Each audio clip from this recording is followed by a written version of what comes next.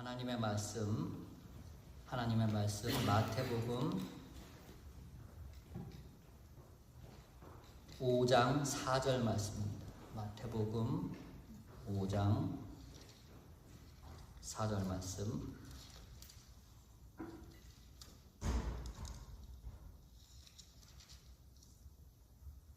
다 같이 한 목소리로 받들어드리겠습니다. 애통하는 자는 복이 있나니 그들이 위로를 받을 것이며. 애통하는 자는 복이 있나니 그들이 위로를 받을 것이며. 예수님께서 산상수훈으로 저희에게 그리고 모든 믿는 자에게 허락하신 말씀인데, 이 말씀을 가지고 주님의 뜻을 오늘 상고하고자 합니다. 8가지 복을 예수님께서 말씀하셨지만 오늘은 애통하는 자는 복이 있나니 저희가 위로를 받을 것이며, 이 말씀을 나누고자 합니다. 이 말씀이 사실은 좀 어렵습니다. 왜냐하면 항상 기뻐하라, 사도 바울 선생님이 말씀하시지 않았습니까? 항상 기뻐해야 되는데 오늘 말씀은 애통하는 자는 복이 있다, 그렇게 말씀하십니다. 그러면 애통을 해야 됩니까? 항상 기뻐해야 됩니까? 이게 어떤 것이 맞는 것인지. 또 한 가지는 저희가 자녀를 길러봐도 맨날 어머니 아버지 하고 우는 소리 하는 자녀가 있다면 그렇게 마음이 편하지는 않습니다. 이왕이면 자녀가 좀 밝고 할 수 있다고 생각하고 건강한 모습이 좋지, 무슨 일만 있으면 울고 무슨 일만 있으면 우울해하고 이렇게 어두웠고 방 안에만 있는 그런 자녀가 있다면 그렇게 마음이 편하지는 않습니다. 그렇다면 애통하는 것이 그렇게 꼭 좋은 것만은 아닌데요, 왜 예수님께서는 애통하는 자는 복이 있다라고 말씀하셨을까요? 그리고 애통하는 자는 위로를 받을 것입니다 라고 예수님께서 이렇게 선포하셨을까요? 뭔가 중요한 내용이 있어서 그런 말씀을 하셨을 터인데, 오늘 그 애통이 무엇인지, 그리고 위로가 무엇인지, 그리고 어떻게 하면 저희가 애통할 수 있을지. 그래서 오늘 설교할 때 제가 그렇게 웃는 상도 아니겠지만은 이렇게 생글생글 웃으면서 말씀을 선포하지는 않겠습니다. 왜냐하면 애통하는 마음으로 설교를 해야 되니까. 그리고 눈치채셨는지 모르겠지만 양복도 애통하는 색깔인 검은색을 입었고요, 넥타이도 약간 애통하는 색깔 이렇게 했습니다. 애통하는 사람은 복이 있다, 이렇게 말씀하십니다. 애통한다는 것은 슬퍼하고 눈물이 난다는 것입니다. 사실 우리가 눈물은 감격했을 때도 눈물이 나고, 너무 기쁜 일이 있을 때도 눈물이 납니다. 하지만 오늘의 본문의 애통하는 자의 눈물은 슬픔으로 나는 눈물입니다. 이 애통하다라는 말의 정의는 가슴이 찢어지도록 처절하게 우는 통곡, 그러니까 대성통곡이라고 할까요? 저희가 정말 서름에 받쳐서 나는 그런 울음을 의미하는 그런 단어입니다. 애통한다는 것은 슬퍼하는 것인데, 그럼 과연 언제 저희가 가장 슬퍼하고 애통해야 합니까? 한국에서 부교육자로 섬길 때 장례식이 나서 장례 예배를 위하여 이렇게 목사님과 함께 방문해 보면 항상 제일 많이 어머니 아버지의 영절 앞에서 우시는 분들이 있습니다. 그러면 효심이 깊은 자녀인가 보면 실상 들어보면은 제일 어머니 아버지 말씀을 안 들었던 자녀가 아버지 어머니 영절 앞에서 그렇게 운대요. 그래서 이게 꼭 부모님을 생각해서 애통해 하는 것은 아니구나, 이게 자기 서름 때문에 그렇게 한다, 그런 얘기도 들었는데요. 근데 저희가 여러 가지 슬픔이 있지만 상실, 무언가 빼앗겼을 때 사실 애통해하고 슬퍼합니다. 건강을 잃었을 때 애통하고 슬퍼합니다. 회복할 수 없는 건강의 상실을 입었을 때, 그리고 재산 조금 잃은 것이 아니라 휘청하게 온 집안이 풍지박산하도록 이렇게 재산을 잃었을 때, 또 나라를 잃었을 때 그 서러움은 또 저희가 알지 않습니까? 또 가족의 사랑하는 가족, 뭐 배우자라든가 자녀라든가 부모님을 잃었을 때 이렇게 슬퍼합니다.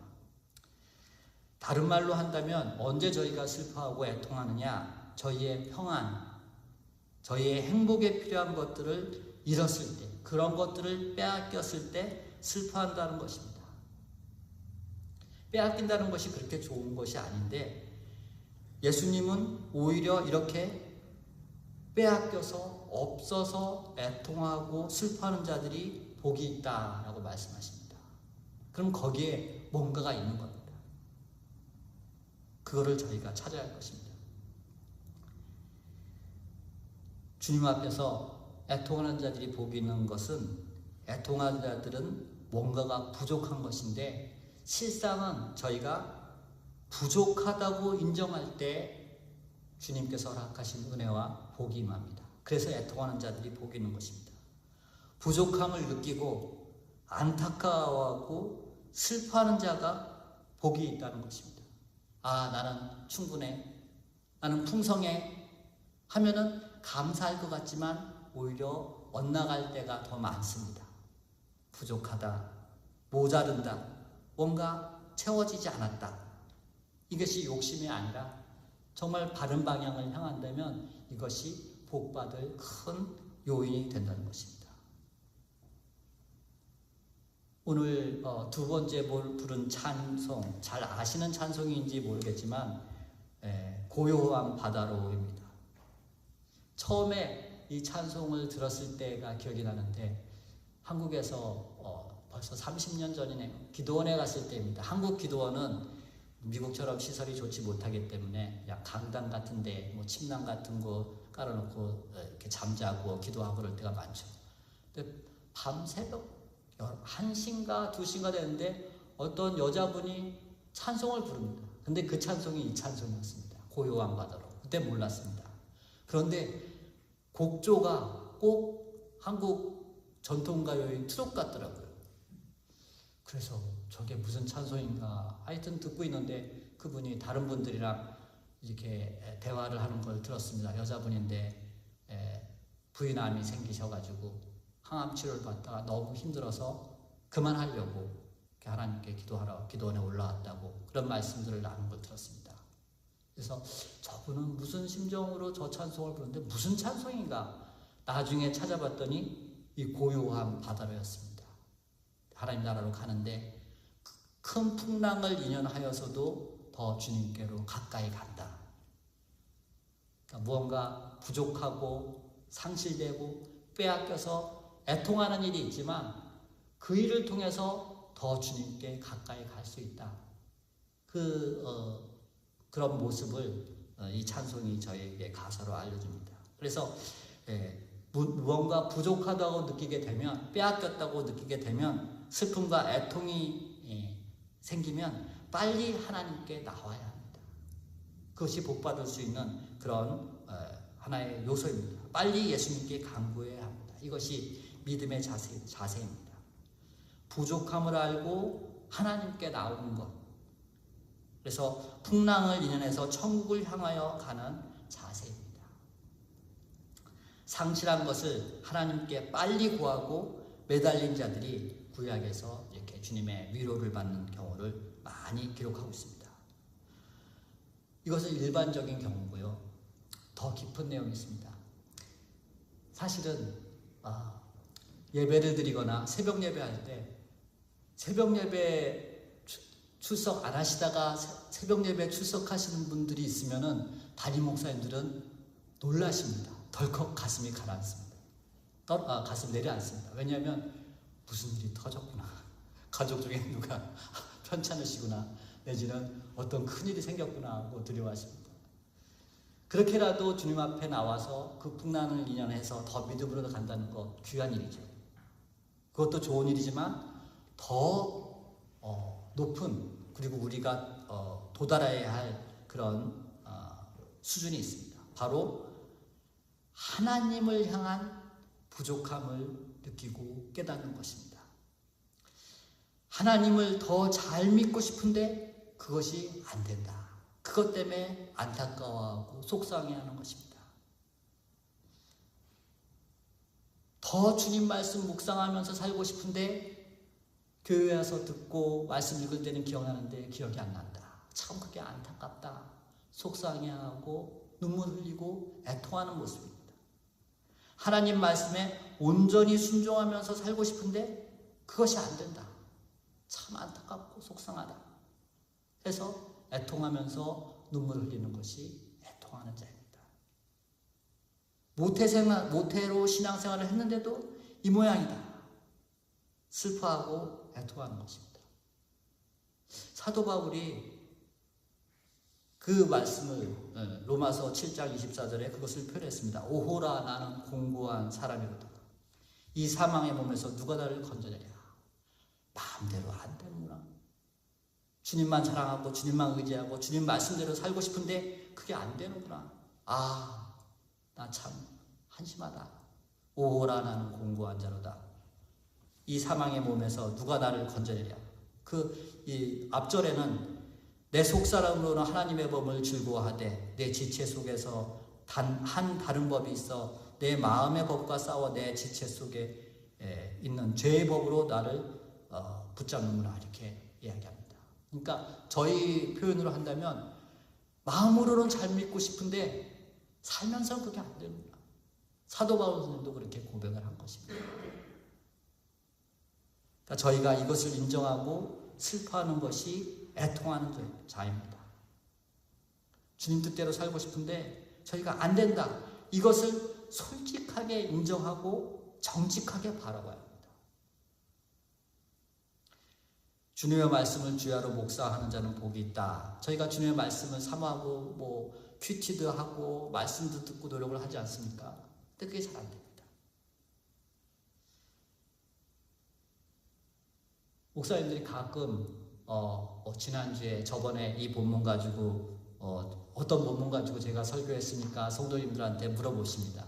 그러면 대부분 답변을 하시는 분도 있겠지만 못하세요.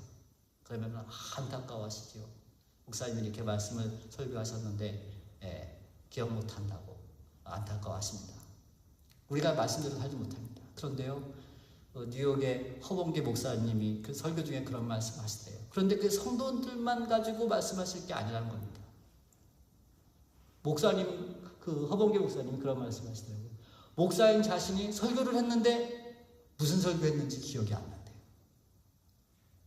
성도도 말씀을 잊어버리고 말씀을 선포하는 목사도 그 말씀을 잊어버리고 그것을 솔직하게 고백을 하시는 말씀을 들으면서 목사님들이 다 웃었습니다.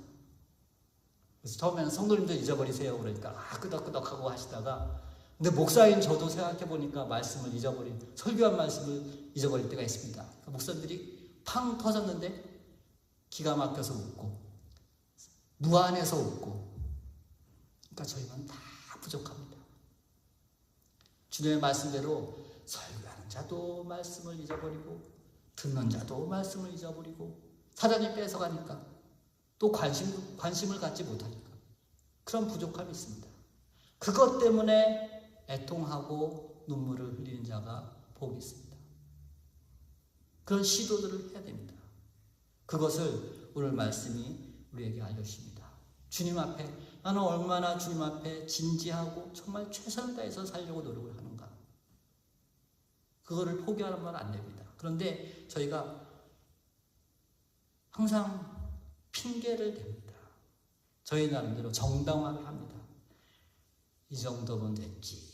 이런 생각을 갖고 있으면 애통하지 않습니다. 이 정도 믿으면 됐지. 주일 성수하고 무슨 봉사하고 이렇게 하고 어려운 일 있으면 찾아가고 이 정도면 됐지 하면 애통하는 마음이 생기려고 하다가 그 정도면 됐지 하는 것을 딱 멈춰보는 겁니다. 부족하다고 생각해야지 눈물이 나지 충분하다고 생각하면 무슨 애통하는 마음이 생기겠습니까? 그냥 이 정도 유지하면 됐지 하고 신앙생활하는 겁니다. 그걸 버려야 됩니다. 또 다른 핑계는 성경에 나온 대로 저만 그럽니까? 말씀대로 살지 못하지만 가만히 보니까 저 사람도 그러던데요. 저 사람도 그러던데요. 하면서 자기를 정당화하는 것입니다. 자기 자신을 바라보면서 애통해야 하고 속상해야 되는데 뭐 이 정도도 됐고 또 나만 그런 것도 아니고 저 사람도 그렇고 그러면 뭐 이 정도 선에서 애통할 거 없이 그냥 감사합니다, 믿습니다, 아멘 하면서 교회 다니면 되지 않겠습니까? 이런 생각도 저희가 도전을 받아야 됩니다. 그런 생각에 머무르면 안 됩니다. 그리고 또 하나, 교회에서는 그렇게 살아야지 생각하고 나가면은 세상 기준대로 사는 것입니다. 이것도 이중생활입니다. 교회에서는 하나님 말씀이 맞습니다, 말씀 읽을 때는 하나님 말씀대로 살겠습니다 하다가 세상에 나가면은 그래도 세상에서는 세상 법칙대로 살아야지, 로마에서는 로마 법을 따르는데 세상에서는 손해보고 살면 안 되지, 당하고 살면 안 되지. 교회에서는 성자가 되고 세상에서는 전사가 되는 그런 두 가지 모습을 가지면 하나님 앞에 애통할 수 없습니다. 애통하는 마음이 생기려는 순간 딱 저희가 트랜스포머 하는 거거든요. 변신하는 거거든요. 그러면 주님 앞에 애통할 수가 없습니다. 그것이 부족하다는 것을 인정하면서 교회에서도 이것이 맞으면, 원수를 사하는 것이 교회에서 맞으면 우리가 사는 세상에서도 손해가 된다고 하더라도 원수를 사랑하고 해야지. 그런데 안 되네, 답답하네, 안타깝네 하면서 눈물을 흘리고 하는 모습이 애통하는 자세입니다. 그리고 마지막으로 네 번째는 어쩔 수 없습니다. 포기하는 겁니다. 하나님의 말씀 맞긴 맞는데, 예수님 그렇게 말씀하셨는데 어쩔 수 없습니다. 그냥 이렇게 살겠습니다. 이해해 주십시오. 하나님 말씀대로 사는 것이 살아야 되는 것을 아는데 안 되니 그냥 어쩔 수 없이 그냥 이렇게 살겠습니다 하는 것입니다. 하나님만 사랑하는 것, 그렇게 살아야 하지만 어렵네요. 어쩔 수 없죠. 하나님도 사랑하고 세상에서는 돈도 좀 사랑하고 살아야겠습니다. 이웃 사랑하는 거, 내 몸같이 사랑하는 거 맞지요. 하지만 부담스럽고 어렵네요. 어디까지 도와줍니까? 어쩔 수 없죠. 뭐 저라도 살아야겠습니다. 이렇게 포기하고 마는 것입니다. 그냥 다 알게 모르게 저희가 그런 모습이 있습니다. 하지만 그러지 말고 어떻게 하면 주님 말씀대로 살까? 거기서 포기하거나 핑계대거나 두 가지 기준을 가지거나 뭐 이 정도면 됐지 만족하지 않고 어떻게 하면 주님 말씀대로 살까? 안타까우면서 도전해야 한다는 것입니다.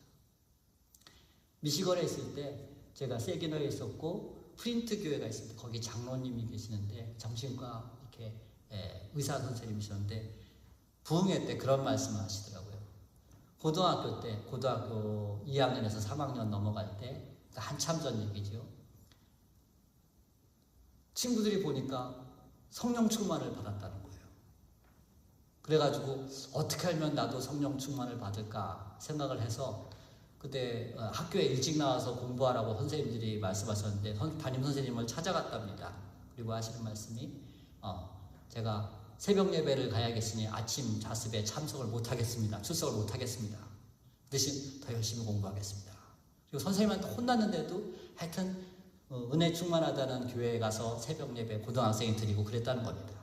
근데 그분 말씀이 결과적으로는 의사 선생님이 되셨으니까 공부를 잘 하시지 않았겠습니까?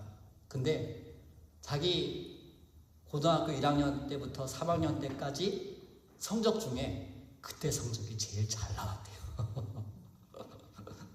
그러니까 어떻게든 고등학교 3학년 올라가는 학생이 무슨 성령 충만이냐, 대학 가서 믿어라.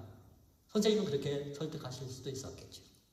그렇지만 어떻게든 주님 말씀대로, 주님 뜻대로 살려고 하는 열심을 가지고 저희가 포기하거나 낙망하거나 타협하거나 두 모습을 갖는 것을 삼가야 할 것입니다. 때때로 저희에게 그럽니다. 그 마음이 듭니다. 그러나 아니다, 어떻게든 해보자.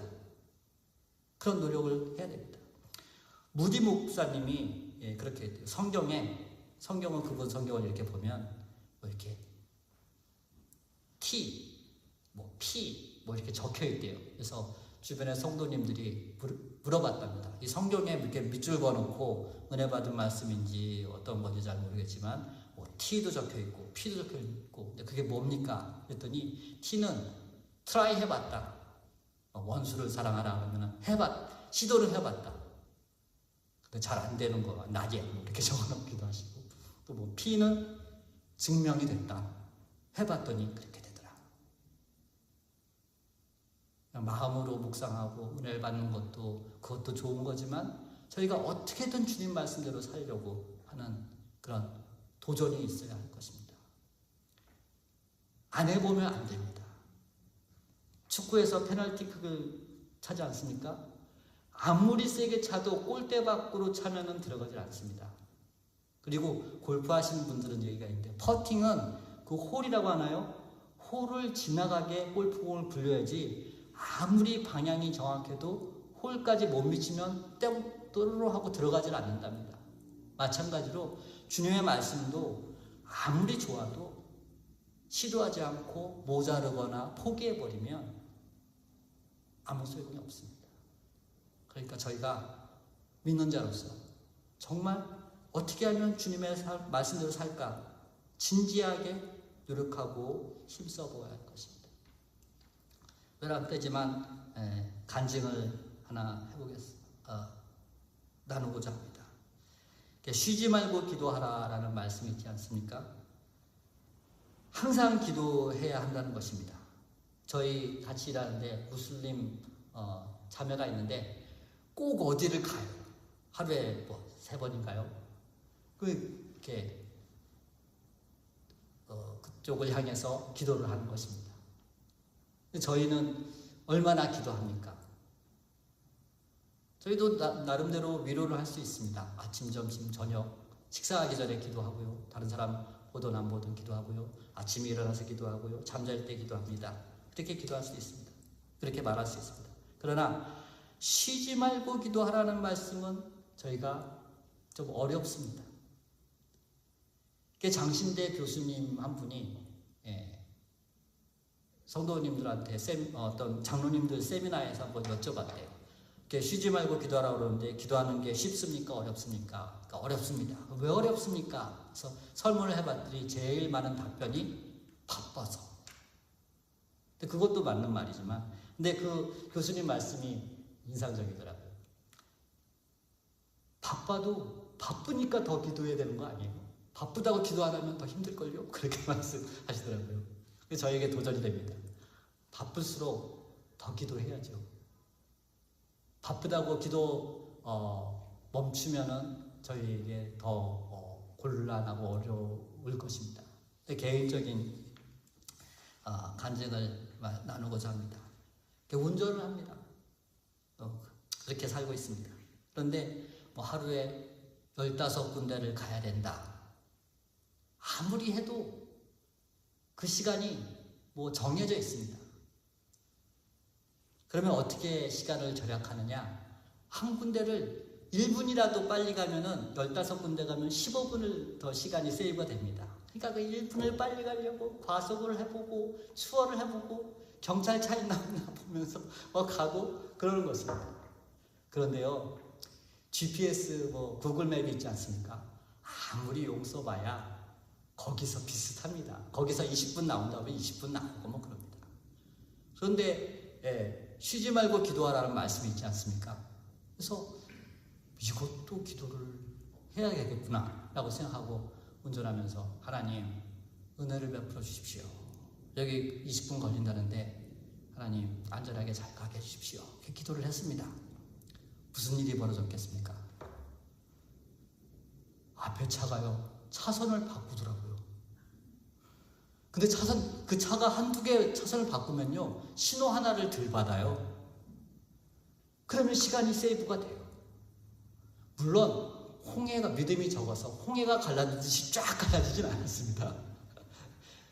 그렇지만 그걸 통해서 깨달은 것이 있습니다.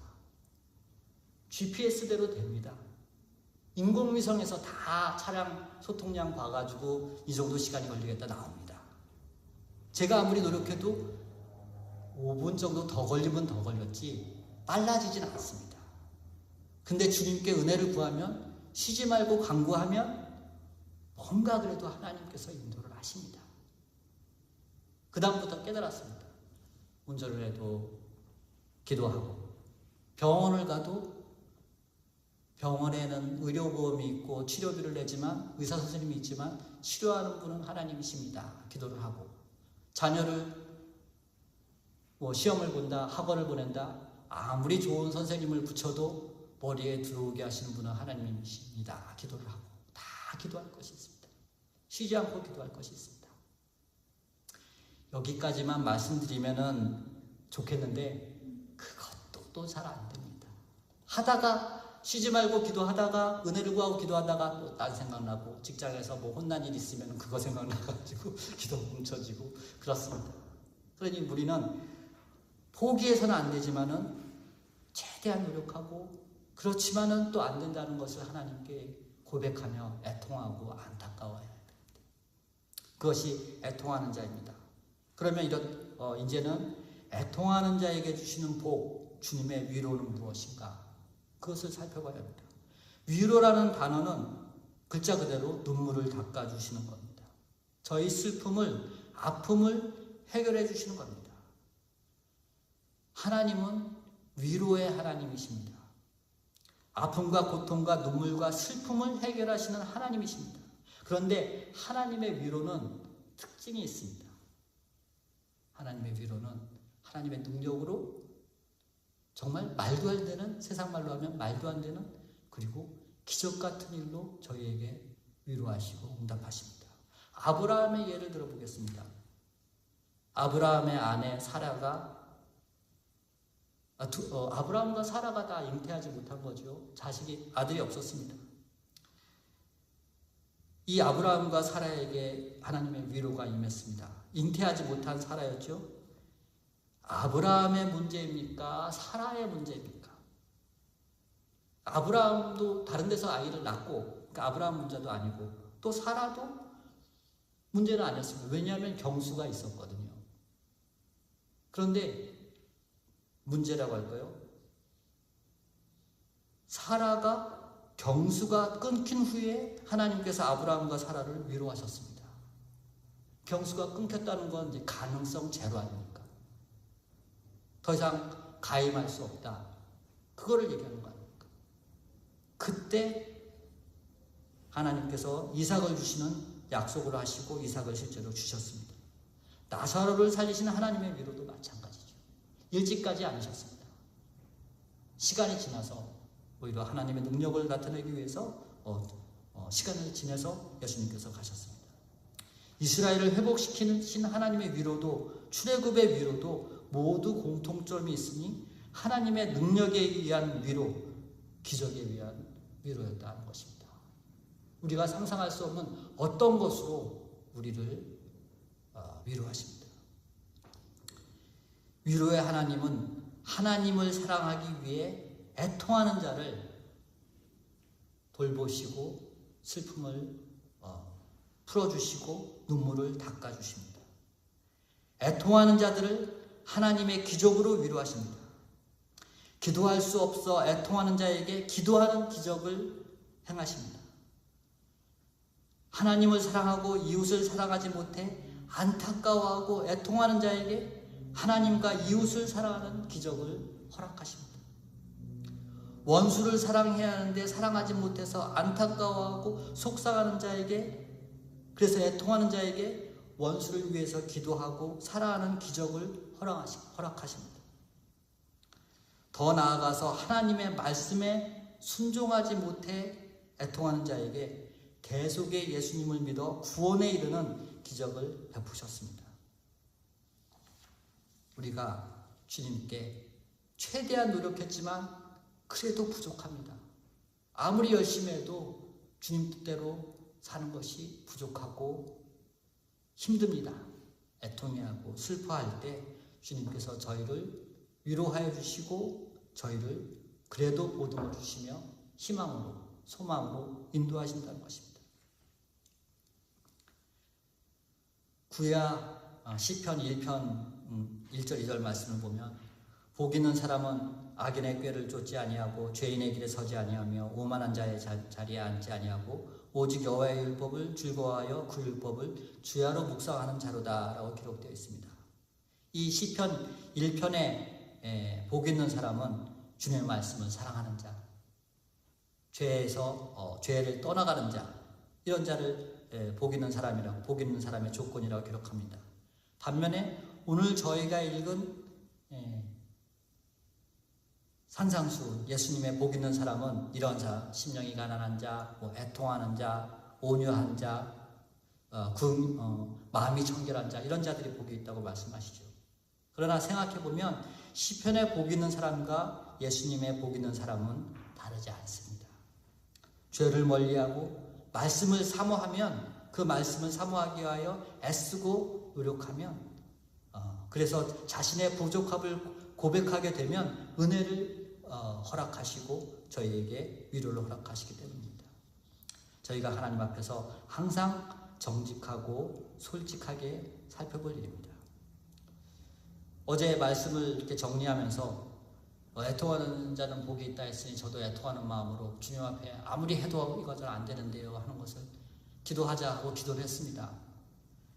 근데 역시 애통하는 마음으로 기도하니까 저희가 울고 나면 머리 아프지 않습니까?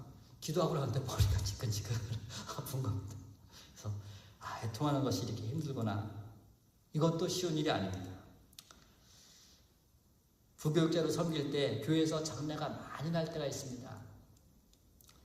주초상이라고 할까요? 성도님들이 일기가 안 좋아서 여러 번 돌아가실 때가 있습니다. 다 장례 예배를 집전하고 그럴 때 목사님들도 죽음의 안타까움의 마음으로 힘들어질 때가 있습니다. 힘들어집니다. 장례를 세네 건, 여러 건 이렇게 같이 가가지고 유족들 위로하면 목사님들도 마음이 눌리고 힘듭니다. 그때 어떻게 그것을 해결하느냐? 돌예배나 출산신방을 가면 새로운 생명을 보면서 가라앉은 마음이 다시 회복됩니다. 저희도 주님 앞에 애통하는 자가 되어야 하겠지만 거기서 머무르면 안 됩니다. 복을 사모하고 믿어야 합니다. 주님께서 위로해 주신다. 그것을 믿고 나아가야 합니다. 그래서 하나님의 위로가 임해야 합니다. 그래야 저희가 회복하고 애통을 넘어설 수 있습니다. 애통하지만 하나님의 위로를 믿고 사모하여 복받는, 위로의 복을 받는 여러분들이 되시기를 간절히 소망합니다. 기도하시겠습니다.